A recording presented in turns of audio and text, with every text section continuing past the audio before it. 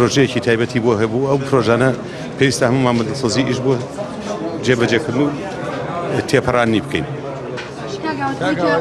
مشروع مستقبل سری سود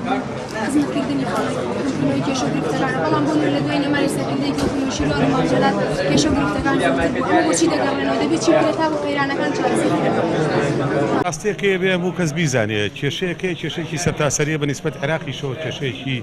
جوره له هرمی شا چشه کی سیاسی عبوری جوره ولا عراقي شبو چشانه تا چار سر نبي چشي سركي خلق چار سر نبي بزوينري اساسي ام چشانه اگر لروي دارایی و لروي عبوری و لروي موچو لروي خدمت گزاري سيري كي اساسي چشكه چشي کی سیاسيه او چشه سیاسيه سرتاپای نقم بل گندليه تا چشي گندلي چار سر نکره چشي سركي خلق چار سر نبي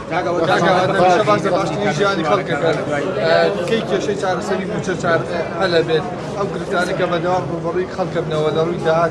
ودوام في مشاور كي صار او چشانه هموي يعني اوي بزوينري اساسي ام چشانه اگر لروي دارایی و لروي عبوري و لروي موچو و لروي خدمت گزاري سيري كي اساسي چشكه چشي سياسيه او چشه سياسيه سرتاپای نقم بل گندليه تا چشي گندلي